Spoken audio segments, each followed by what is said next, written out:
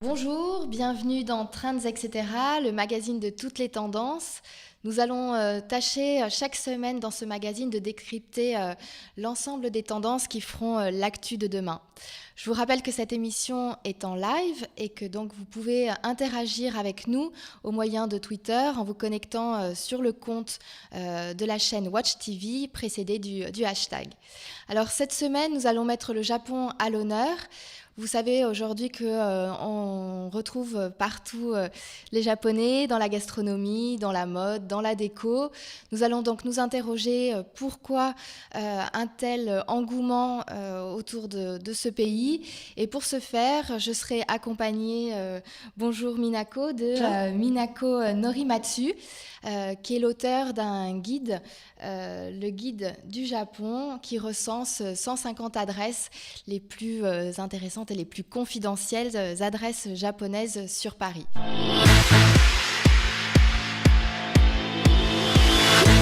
Elles sont fraîches, elles sont encore confidentielles. Ce sont les adresses qui vont faire le buzz de demain. Je vous propose donc de découvrir en images ces news de la semaine. On va commencer par Saint-Ouen, et Saint-Ouen qui se fait une nouvelle beauté puisqu'un nouvel espace, le village vintage, va ouvrir ses portes début juin au cœur des Puces de Saint-Ouen. Le projet est piloté par Habitat, qui ouvrira donc un espace de plus de 400 mètres carrés dédié à la marque.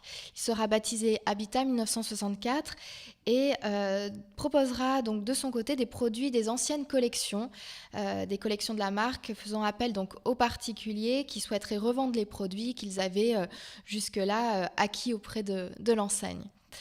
La surface donc d'équipement Habitat a d'ores et déjà fait appel à d'autres marques pour venir la rejoindre donc au cœur de ces Puces de Saint-Ouen. L'éclaireur a d'ores et déjà répondu positif. Autre news, toujours dans le retail, c'est le Conran Shop qui s'ouvre à la beauté. Le célèbre magasin de design et de décoration de la rive gauche, rue du Bac, s'ouvre donc désormais aux parfums et à la cosmétique. Le Conran Shop propose donc depuis le mois d'avril une sélection de fragrances et de griffes olfactives plutôt de niche, avec des marques comme Acqua di Parma, État libre d'orange ou bien encore l'anglaise Miller Harris. Toutes ces marques se situent donc au rez-de-chaussée et si vous grimpez les quelques marches qui vous séparent du rez-de-chaussée pour monter au premier, vous pourrez là y découvrir une salle de bain ainsi que quelques marques donc, de cosmétiques, là aussi des marques plutôt de niche, telles que Dr. Harris, Mr. Natty ou encore Malin & Gox, qui est une marque américaine directement venue de New York. On continue dans les news de la semaine pour enchaîner avec Jérôme Dreyfus. Jérôme Dreyfus, vous le connaissez au travers de ses sacs, de ses célèbres sacs en cuir avec des franges et des rivets. Jérôme Dreyfus prolongera du coup sa collection de sacs au travers d'une collection pour l'automne-hiver de cette année, une collection de sacs qui reprendra tous les éléments qui ont fait le succès de sa marque. On va y retrouver, donc je vous le disais, la palette de couleurs, des cuirs, des zips, des rivets, tout ça en images. Donc vous voyez les premières chaussures que vous pourrez découvrir en magasin, donc à la rentrée, des escarpins, des boots, mais aussi des bottes. Et une nouveauté chez Jérôme Dreyfus, des bottes qui peuvent se transformer en boots, les voici, et qu'il a nommé les B-Boots. Dans un instant, le dossier de la semaine consacré au Japon.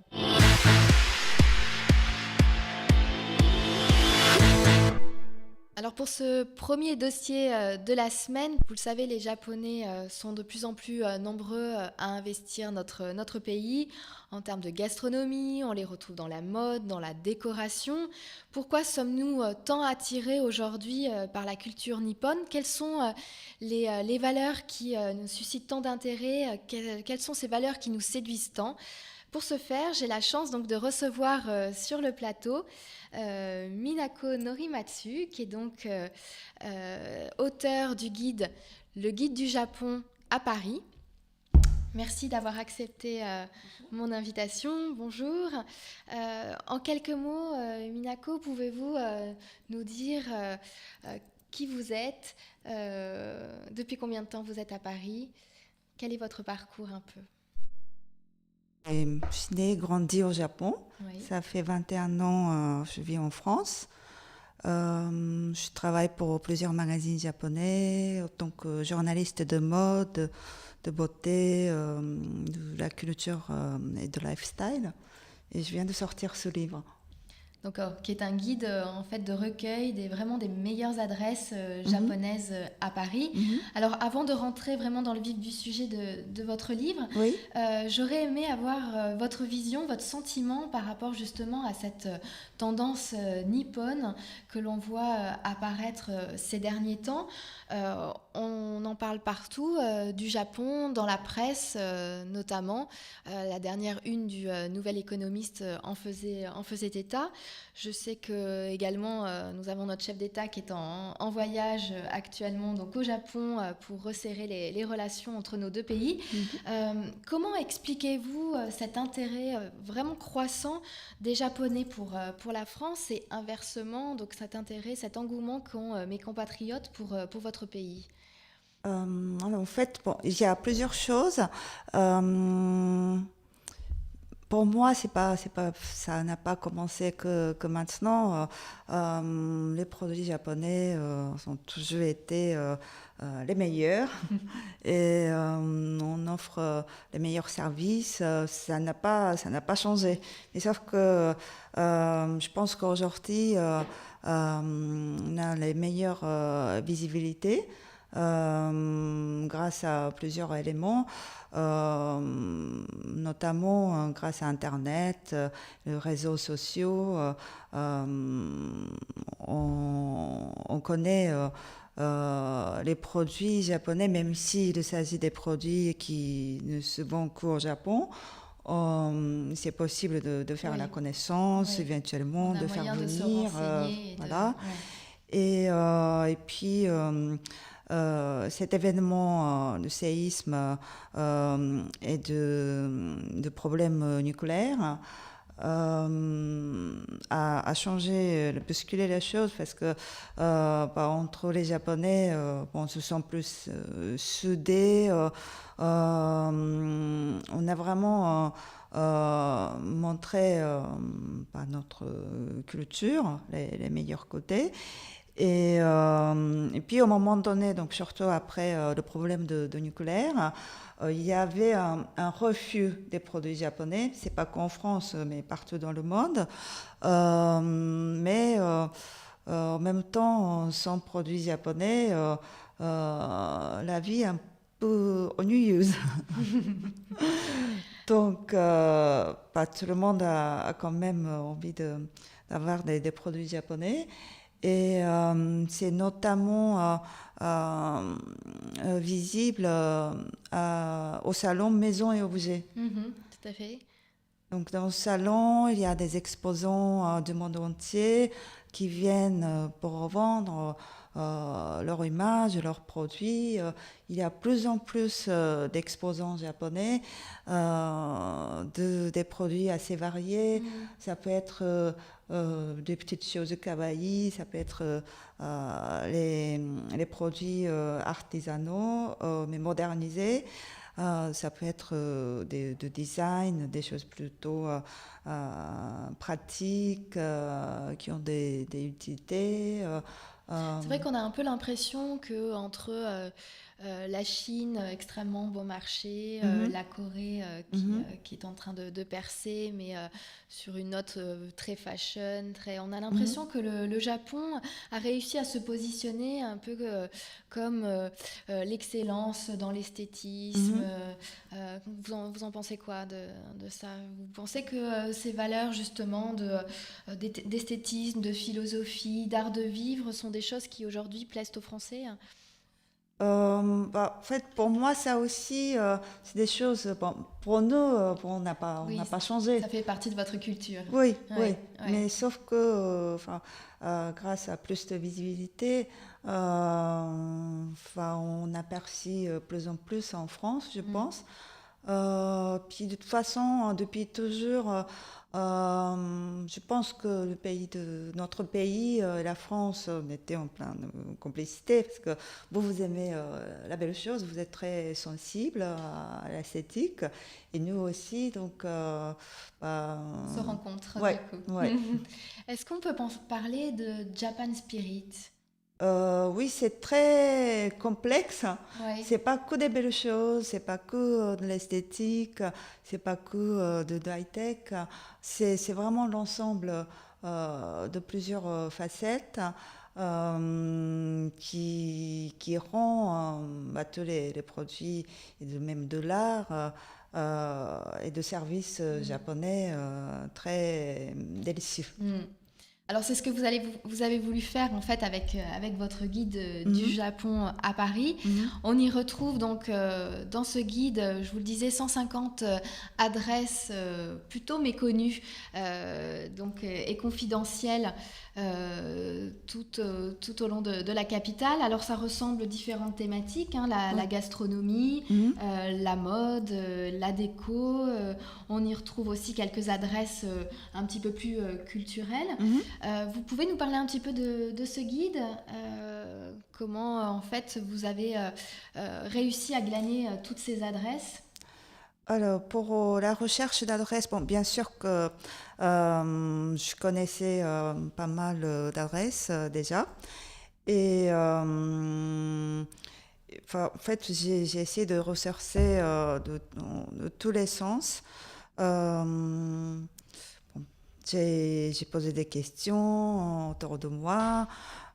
J'ai fait la recherche sur Internet et dans la presse. Et surtout, j'ai beaucoup marché partout dans le Paris. D'accord, donc c'est un guide qui sort aux éditions du Chêne, dans le cadre d'une collection, je crois. Il y a un autre guide en parallèle qui sort sur l'Italie, si je me Oui, trompe. en fait, c'est le début d'une nouvelle collection du guide des D'accord. éditions de Chêne qui parle de monoculture à Paris. Donc, pour lancer cette collection, ils ont fait guide de l'Italie à Paris et guide du Japon à Paris. C'est un guide extrêmement pointu. Enfin, moi, j'ai eu beaucoup de plaisir à le découvrir parce que on se rend compte que la culture japonaise est extrêmement présente dans notre capitale. Oui. Moi-même, j'étais très étonnée. Vous étiez vous aussi surprise. Et finalement, pas que centré autour du Little Tokyo qui tourne autour de l'opéra, si je ne m'abuse, du côté de la rue Sainte-Anne, mais vraiment disséminé un peu partout dans l'ensemble de la capitale. C'est vraiment un guide très agréable donc vraiment à feuilleter. Et, je vous invite à le découvrir. Vous allez rester avec nous, Minako. On va enchaîner sur les autres thématiques de l'émission qui tournent toujours autour du Japon. Et ça sera avec plaisir que vous nous donnerez quelques conseils et quelques adresses à partager avec nous. D'accord.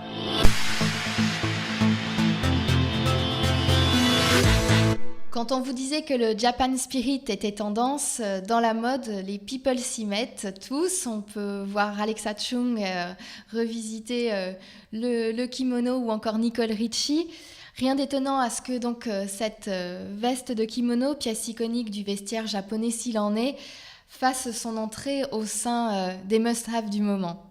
entre un Heider Ackermann revisitant le kimono en mode couture ou un Dries Van Noten empruntant aux estampes japonaises leur délicat graphisme, personne ne peut nier aujourd'hui l'influence actuelle qu'a l'Asie sur l'imaginaire des créateurs en vogue. Et je vous propose donc du coup de le découvrir en images avec quelques images justement prises lors des derniers défilés pour le printemps-été 2013.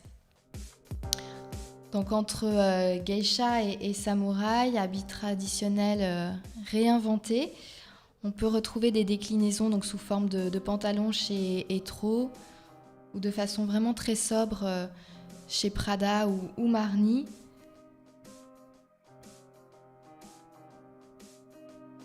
Des kimonos qui la jouent façon lingerie, notamment chez Emilio Pucci.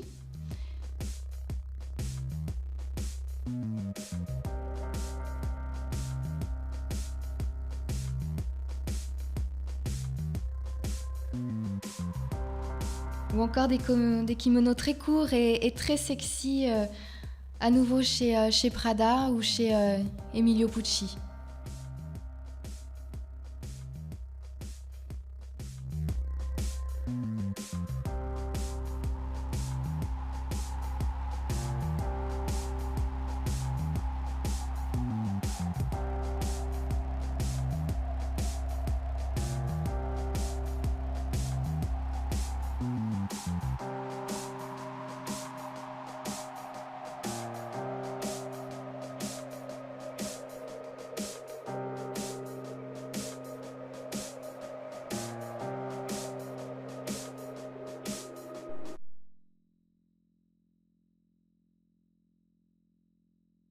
Retailers se retrouvent aujourd'hui dans nos boutiques préférées et beaucoup plus accessibles que Prada ou Emilio Pucci.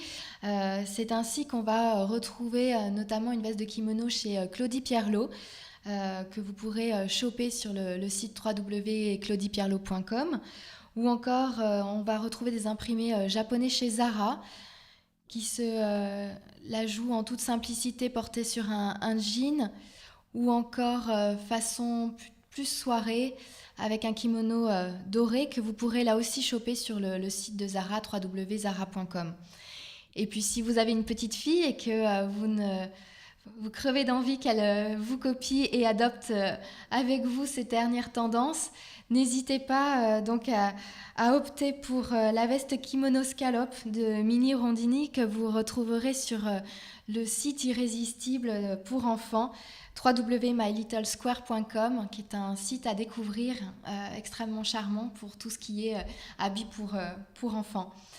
Alors Minako, nous avons vu que dans la mode, le kimono était une des tendances phares là, de cet été. Est-ce que vous, dans votre guide, vous avez quelques adresses à nous proposer? Je crois que vous vouliez notamment nous parler de Comme des garçons, oui. Qui est une marque très connue chez nous, mais qui rencontre aussi d'autres déclinaisons. Vous pouvez nous en parler un petit peu? De Comme des garçons? Oui.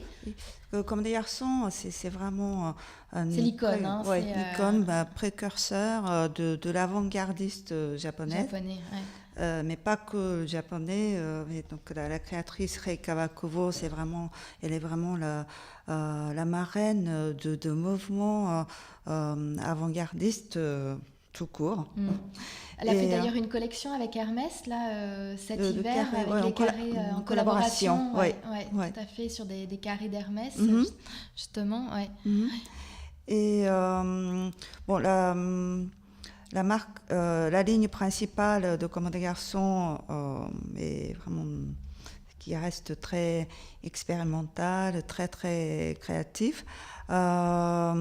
Si on a envie de trouver des choses plus basiques, il y a aussi Edited Black et Pocket de Comme des garçons. D'accord, qui sont du coup des gammes un petit peu plus accessibles, c'est ça? Oui.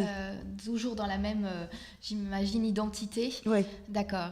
Et que l'on retrouve, alors pour les citer, Edit in Black se trouve donc 7 rue du Perche dans le 3e, ou Pocket 3, donc pour le coup aussi dans le 3e. Pocket, c'est plutôt d'accessoires et de parfums. D'accord. Le parfum est très, très créatif aussi. Au Japon, oui. Ouais. Vous aviez envie de nous parler aussi d'une autre adresse qui est, voilà, 45 RPM. Et elle est aussi très avant-gardiste, très créative, mais plus au niveau de textile plutôt qu'en forme. En forme, ils restent très fidèles à leurs principes, donc des silhouettes très confortables, décontractées plutôt, beaucoup de choses unisexes aussi, mais ils ne cessent pas de faire la recherche de nouveaux effets textiles, de teinture, très exigeants. Ils font des couleurs d'indigo vraiment spéciales qui ne se trouvent nulle part ailleurs. Comme les Japonais savent bien le faire. Oui. Très bien. Donc nous avons vu l'univers de la mode. On se retrouve dans quelques instants pour aborder les tendances culinaires japonaises.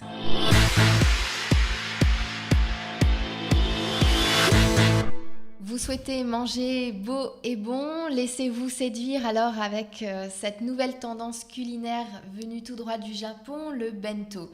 Le bento, c'est cette jolie petite boîte pratique et esthétique qui ravira vos yeux et vos papilles.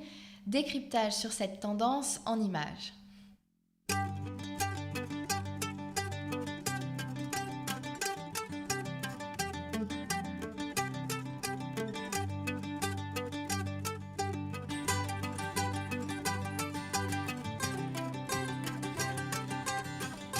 Alors à l'origine, le terme bento désigne un repas pris hors domicile. Plus communément aujourd'hui, par extension, en fait, on parle du bento pour la lunchbox qui est utilisée par l'ensemble des Japonais, que ce soit les adultes ou les enfants, et qui permet de transporter son déjeuner, son goûter à tout moment de la journée et surtout partout où on le souhaite.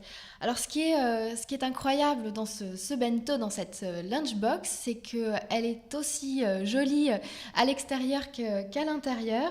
Traditionnellement réalisé en bois laqué, le bento box aujourd'hui a été revu, redesigné. On la retrouve du coup dans des couleurs beaucoup plus flashy et beaucoup plus contemporaines. Avec vraiment des graphismes qui sont là pour éveiller toutes les papilles. Alors je vous le disais, elles sont aussi jolies à l'extérieur qu'à l'intérieur, puisque le principe du bento, c'est d'être aussi un émerveillement pour les yeux. L'idée, c'est de vraiment marier le sens de l'esthétisme et du plaisir gustatif. Le bento est donc aussi joli à l'intérieur qu'à l'extérieur. L'idée, c'est de vraiment marier le sens de l'esthétisme et du plaisir gustatif. Il est vraiment pratique, il est économique et écologique, il permet donc d'adopter un repas compact, diversifié, équilibré, tout en étant vraiment agréable à regarder. Donc si vous souhaitez abandonner vos Tupperware et opter pour cette tendance bento, Trends, etc. a retenu en fait un e-shop sur le net. Vous pourrez donc acheter à volonté cette petite lunchbox. Vous pouvez faire le www.monbento.com pour avoir en même temps aussi des recettes associées à cette lunchbox extrêmement tendance. Minako, pour revenir donc à la dimension un peu gastronomique que vous avez aussi développée dans votre livre, j'ai retenu un restaurant,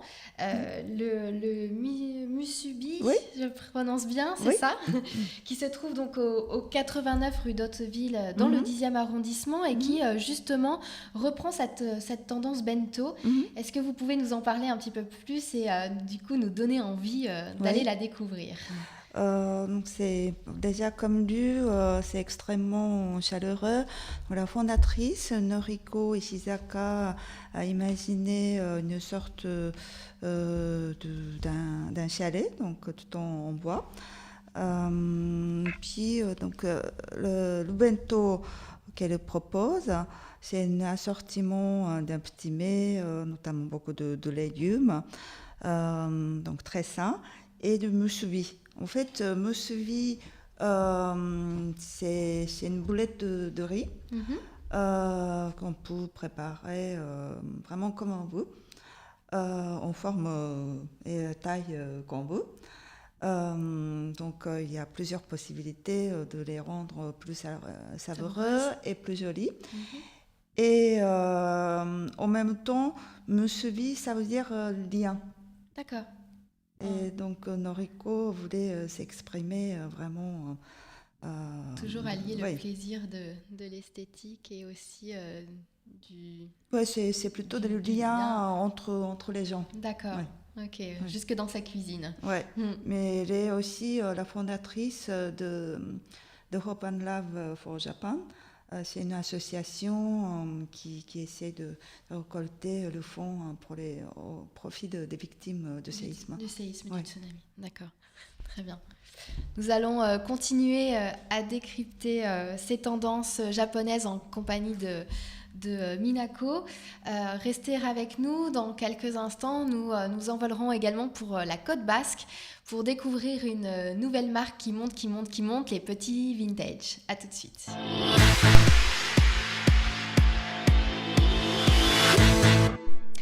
Mais avant de rejoindre le Pays Basque, je vous propose d'aller faire un tour du côté de la galerie Santou à Paris, qui met à l'honneur elle aussi le Japon au travers de ses 3 showrooms.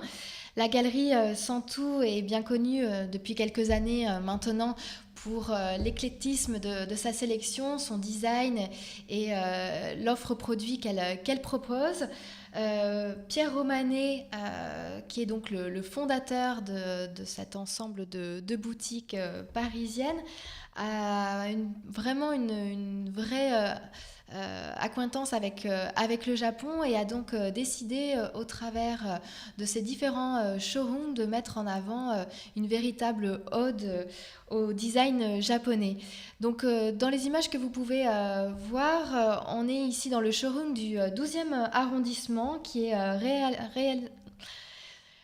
Dans les images que vous pouvez voir actuellement, donc ce sont des images du showroom du 12e arrondissement. On peut y voir que le showroom est envahi littéralement par les akari, qui signifie lumière en japonais. Ces lampes d'Isamu Noguchi sont des luminaires vraiment de toute taille qui ont été réalisés dans le papier traditionnel japonais. Et toute une rétrospective a lieu donc dans ce showroom pour mettre en avant cet extraordinaire designer. Dans le showroom du Marais, on change là complètement d'ambiance. On part vers des matériaux et des formes beaucoup plus épurées, puisque là, la galerie Santou a décidé de mettre à l'honneur un autre designer, une autre figure donc, du design japonais, avec une orientation un petit peu plus industrielle, avec une rétrospective de Sori Yanagi, qui développe une large collection d'art de la table, dans l'art de la table, dans le mobilier, dans la vaisselle, que vous pourrez donc retrouver dans ce showroom du 12e arrondissement. Et on termine donc par peut-être le plus célèbre du showroom donc, de la galerie Santou, celui qui se trouve boulevard Raspail. Là, boulevard Raspail, vous allez avoir vraiment des pièces qui ont été chinées directement par Pierre Romanet, donc à Tokyo ou à Kyoto, où il se rend régulièrement. Donc on va y retrouver des petits objets assez kitsch, des ombrelles colorées ou encore des mobiliers de jeunes designers japonais. Donc on voit très largement là, au travers de cette expo Minako que le Japon a aussi une très large empreinte dans l'univers de la décoration. Vous aussi, c'est une thématique que vous abordez. On a cité la Galerie Santou là, qui a fait ces jours derniers une rétrospective là, qui est un peu prolongée vu le succès. Est-ce que vous aussi, vous avez dans le guide quelques adresses à nous recommander pour les aficionados du design japonais? Oui, alors il y a la compagnie française de l'Orient de la Chine. Oui. Donc comme son nom indique, c'est pas que le Japon. Il y a toutes les merveilles de l'Asie, de plusieurs pays donc. Mais il y a effectivement beaucoup de choses japonaises qui sont mises en avant. La compagnie française là, de l'Orient et de la Chine qui a été complètement revisitée, je crois, Oui, il y a quelques mois par Sarah Sarah Lavoine, Lavoine, c'est ouais, ça? ouais. Tout à fait. Donc c'est vraiment une collaboration entre Mhm, la France et le Japon mhm. et la mise en avant donc, de pièces assez représentatives de l'art japonais. Et le choix est extrêmement intéressant parce que à la fois on trouve par exemple des boîtes à thé faites main par des artisans, donc une marque extrêmement connue, institutionnelle. Donc, et à la fois ils ont trouvé des vaisselles, des céramiques qui ont été faites par les artistes contemporains. D'accord. Donc, Alors juste c'était vraiment bien, bien signé. D'accord. Donc, autre adresse que Ah oui. l'on ne pouvait pas ignorer dans cette thématique sur le Japon, c'est le pavillon Miwa que vous avez eu la chance, Minako, de visiter et de pénétrer. Vous allez nous en dire quelques mots dans un instant. Juste pour les gens qui nous regardent, ce pavillon, c'est vraiment une adresse exceptionnelle qui se trouve donc rue Jacob dans le 6e arrondissement. C'est dans l'un des quartiers les plus commerçants de la capitale, c'est à Saint-Germain-des-Prés, vraiment à côté du salon de thé La Durée pour être exact. On y voit une porte de bois, un logo vraiment énigmatique et juste une sonnette. Donc vous l'aurez compris, l'initiation commence dès le début de la découverte de cette porte. C'est une adresse originale et vraiment d'exception que nous vous faisons partager aujourd'hui puisque c'est une adresse unique au monde. Ouvert en novembre dernier par Takeshi Sato, le pavillon Miwa donc reprend et met en avant la cérémonie justement donc de l'origata qui est tout l'art du pliage, si je ne m'abuse, qui est quelque chose de très très important chez vous au Japon. Donc lorsque vous rentrez chez Miwa, vous arrivez avec un cadeau. Vous m'arrêtez si je me trompe, prêt à être en fait emballé. Et selon justement la personne à qui vous allez l'offrir et les sentiments que vous avez pour cette personne, l'emballage voilà, va être plus ou moins différent d'un autre cadeau. Comment ça se passe concrètement, Minako? Alors, tout début, déjà pour entrer dans ce lieu, on se lave les mains. On se lave les mains. Oui. Ouais. Et donc la première partie de ce lieu, c'est une petite pièce très sombre, donc où on se lave les mains effectivement. Après, il faut se baisser. On voit quelques images là. Oui. C'est un endroit qui est Oui, réalisé pour complètement. entrer dans cette pièce beaucoup plus lumineuse. Justement, à partir d'une pièce sombre, entrer dans une autre pièce plus lumineuse, plus sacrée presque, on peut dire. Ça, il y a un sens déjà. Donc Là, c'était une sorte de préparation, la ouais, première pièce, je d'accord. veux dire. Et donc là va dans dans une rue assez étroite et en longueur, a été entièrement réalisé en bois hinoki. C'est ça, c'est le cyprès, c'est Oui, ça, oui. japonais. Mhm, C'est un bois précieux. mhm. Mhm. Et il a fait venir menuisier euh, spécialement du Du Japon. Japon, ouais. Parce que bah, il faut une technique vraiment Ouais, ouais, précise. ouais. Et là, vous êtes Et accueilli par des hôtesses, c'est ça qui, ouais, j'imagine, vous interroge sur mhm, justement le pourquoi de ce ouais, cadeau. parce Euh, qu'il faut être très sereine mhm. déjà. Donc on commence par le thé. C'est pas Mhm. vraiment une cérémonie de De thé. thé avec matcha, etc. Mais presque c'est une autre forme de cérémonie de thé. Euh, Et ensuite, soit vous choisissez un cadeau sur place, Mhm. Soit vous que venez vous-même avec ouais, votre cadeau, c'est ça? voilà. Ouais. Et après, l'hôtesse place votre cadeau, votre objet, sur une sorte d'autel pour purifier cet objet. Et ensuite, vous choisissez un papier ou bien, et aussi la manière de pliage par rapport à votre envie, votre sentiment, Mhm. l'occasion, etc. Mhm. Alors, faut le savoir, cette adresse n'est ouverte au public que le samedi.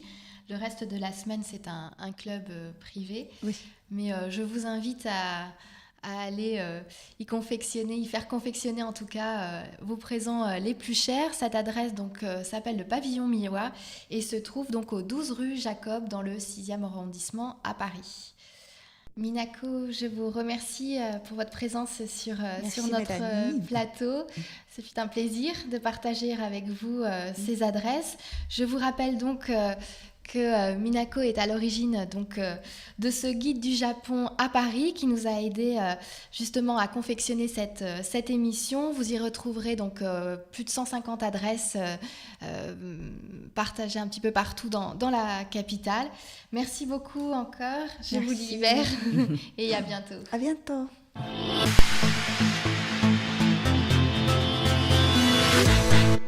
Quittons maintenant le pays du soleil levant pour rejoindre la côte basque et l'initiative d'une jeune créatrice. En effet, dans Trends, etc., nous avons décidé chaque semaine de mettre en avant un nouveau concept, un nouveau produit, un site internet qui nous paraît intéressant et en lequel nous croyons. C'est pour ça que cette semaine, nous donnons la parole donc à une jeune créatrice, Gwendoline Gervais, cofondatrice de la marque Les Petits Vintage. Gwendoline, bonjour. Bonjour Mélanie. Bonjour, donc vous êtes la co-créatrice d'une petite marque qui s'appelle les Petits Vintage, une marque de décoration pour enfants. Est-ce que vous pouvez nous en dire un petit peu plus sur votre marque? Oui, alors les petits vintage, c'est une marque en fait de mobilier et de petites créations pardon, pour enfants, de petites créations textiles essentiellement. D'accord, donc c'est une marque que vous avez cofondée, je crois, avec Sandrine Lacour. Oui, tout à fait en fait. Ben, je suis parisienne au départ Ouais. et en fait je suis arrivée au Pays Basque en suivant mon mari et donc un petit peu oisive au début.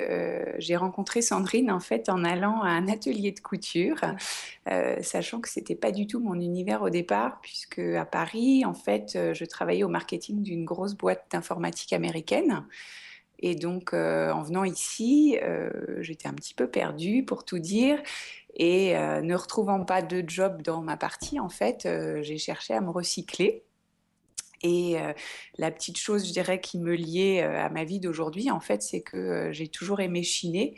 Et donc j'ai commencé en fait seule sans Sandrine, en fait, par retaper du mobilier pour enfants, du mobilier des années 40 à 70. D'accord, donc Euh, vous faisiez les brocantes et puis...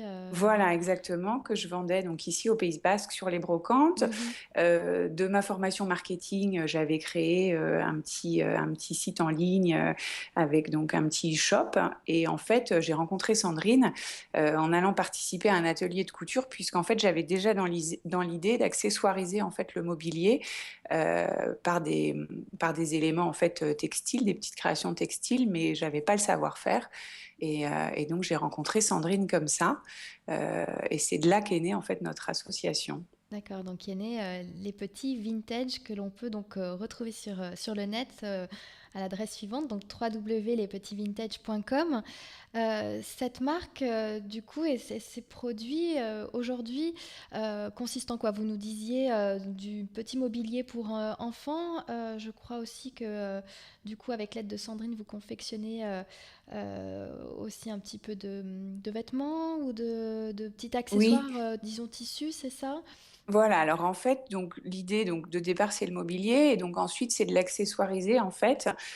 Donc par exemple, on a donc tout un tas de petits lits en rotin, en fer forgé, etc. Et donc on a créé en fait du linge de lit pour accessoiriser ce mobilier. Donc il y aura toujours, je dirais, des petits accents rétro et un petit goût de roudoudou puisque l'idée c'est quand même de rester dans cet esprit un peu vintage, d'où le nom de la marque. Et donc, en fait, on travaille des petites poupées à découper des années 50, en fait, qui sont donc des paper dolls américaines, en fait, qui sont les poupées à découper que vous avez peut-être pu connaître quand vous étiez enfant, en fait, et qu'on habillait de On habille, différentes façons. tout à fait. Et ces petites poupées, en fait, on va les retrouver sur toute la gamme. Et donc, du coup, ça va du linge de lit en passant par la gigoteuse. On a fait une petite poupée musicale, en fait, qui est le produit phare de notre collection, si on peut dire. Votre best-seller. Voilà, On va exactement. voir d'ailleurs quelques images. Donc le principe de la marque Gwendoline, c'est de vendre du petit mobilier pour les enfants et des accessoires de décoration. Vous nous parliez de petites poupées, donc on va retrouver de façon assez transversale sur l'ensemble de vos produits. Quels sont vos best-sellers là aujourd'hui? Donc c'est justement une petite poupée en fait. On a décliné cette poupée en fait sur une sorte de poupée musicale, boîte à musique, coussin musical, on appelle ça un petit peu comme on veut. Qui va jouer une petite berceuse. Et donc, il y a 5 mélodies différentes. Il y en a pour les garçons et pour les petites filles. Et donc, ce sont des petites poupées donc des années 50 à découper. Ça, c'est ce qui fonctionne le mieux. Et aussi, on a un autre produit qui fonctionne assez bien. En fait, ce sont des petits bavoirs en fait à col Claudine Oui, pour les petites filles et en avec des petits cols Liberty. chemises pour les garçons. Hmm. Oui, et on travaille beaucoup le Liberty, euh, les tissus France Duval Stalin pour ceux qui connaissent, donc ce sont des petits imprimés étoilés et des matières très très douces et agréables à porter pour les petits bébés. Hmm. Alors, vous qui étiez une spécialiste du marketing dans votre vie professionnelle précédente, j'imagine que vous avez mis l'accent sur la communication pour promouvoir vos produits. Comment vous vous faites connaître aujourd'hui? Aujourd'hui, on se fait connaître via évidemment les réseaux sociaux, comme tous, je Hmm. dirais. Vous avez Et votre page puis, Facebook, par oui, on exemple? a Ouais. notre page Facebook, on a notre site. Après, en fait, j'ai découvert via Sandrine essentiellement en fait toute la communauté des blogueurs, puisque moi, j'étais pas du tout aficionada de ça, et puis même très très au fait. Et Sandrine avait déjà un blog en fait qui était assez suivi. Et en fait, dans le monde justement des créatrices, c'est quelque chose qui fonctionne très bien et il y a une entraide assez importante justement entre toutes ces blogueuses et qui échangent et partagent beaucoup. Et donc ça nous donne aussi une assez jolie visibilité. Euh, et après, on participe à un certain nombre d'événements de créateurs, parce qu'en fait, j'ai découvert, ça c'est pareil, c'est dans ma nouvelle vie, qu'en région, en fait, ben, il y avait des vrais talents et parfois méconnus. Et du coup, il y a des créateurs qui s'emploient je dirais, à faire découvrir ces talents par le biais d'événements, d'expo-ventes. Et notamment, là, ce week-end, on participe à un événement à Osgore qui est organisé par les Martines et qui est un espèce de collectif de créateurs, en fait. Et ça se reproduit assez souvent. Et c'est ce qui permet de se faire connaître, de découvrir d'autres talents aussi, de faire de belles rencontres et de rencontrer des personnalités, des talents, des gens super intéressants. Et c'est assez enrichissant.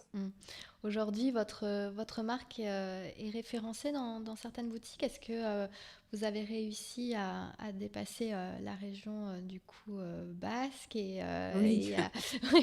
et Et heureusement, et parce que heureusement. sinon, on ne gagnerait pas beaucoup de sous. L'objectif étant quand même d'en vivre. Donc oui, en fait, on a démarré, donc, je dirais, par des petites ventes locales et des marchés, et puis des ventes privées, comme je viens d'en parler. Et la phase suivante, donc, qui est celle qui est en train de se produire, en fait, c'est vraiment de développer la vente en magasin.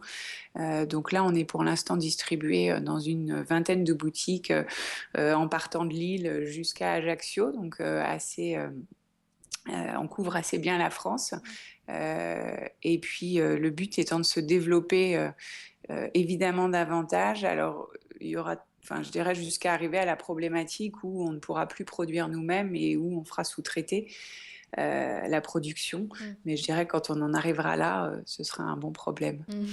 C'est ce qu'on vous souhaite, Gwendoline. Donc, je vous rappelle la petite marque qui monte et que nous avons décidé de mettre en avant cette semaine dans Trends, etc. Les petits vintage que vous retrouvez donc sur le site internet www.lespetitsvintage.com. Merci beaucoup, Gwendoline. Bon vent à Merci, votre marque. Mélanie. À bientôt sur la Merci. côte basque. Oui, avec plaisir. Merci beaucoup. Au revoir. Au revoir. Terminons maintenant cette émission par l'agenda de la semaine, sans qui les tendances n'existeraient pas. Alors on va commencer cet agenda par une expo sur le Japon. On ne pouvait pas aborder la thématique du Japon sans vous parler de cette exposition donc à Saint-Étienne, met en avant Charlotte Perriand et le Japon. Cette ancienne collaboratrice de Le Corbusier est la première designer française.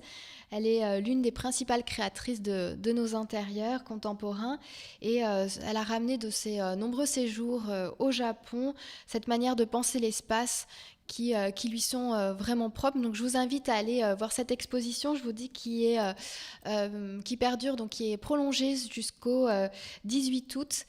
Si vous êtes du côté de Saint-Étienne, n'hésitez pas, elle se trouve au musée d'art moderne de la ville de Saint-Étienne. On ne quitte pas l'univers de la maison, puisque je vous propose dans notre agenda cette semaine de vous déplacer vers la Villette et d'aller visiter l'exposition Habiter demain à la Cité des Sciences de la Villette. Cette exposition a lieu jusqu'au 10 novembre de cette année. Alors l'idée de cette exposition est de mettre en avant justement les enjeux humains, sociétaux et planétaires que l'on va rencontrer demain au niveau de notre habitat. Donc c'est à découvrir à l'espace Futura, à la Cité des Sciences de la Villette. Et puis pour terminer, puisque nous avons beaucoup parlé de design au travers de cette émission, je ne pouvais pas faire l'impasse sur les Designers Day qui changent de nom cette année pour ne plus que s'appeler les D-Days. Ces journées patrimoniales sont une ouverture d'esprit assez remarquable. Elles permettent donc elles vous permettent de découvrir au sein de la capitale différents lieux de design, que ce soit des boutiques, des showrooms ou encore des salons et des galeries. Les Design Days ont lieu jusqu'au 9 juin et vous pouvez découvrir donc toutes les adresses de ce parcours initiatique au niveau design sur le site internet www.designersdays.com pour y découvrir donc toutes ces adresses. Trends, etc., c'est déjà fini. On se retrouve très vite. D'ici là, vous pouvez revoir l'émission en replay sur le site internet de la chaîne www.watch.tv. À très bientôt. Bye!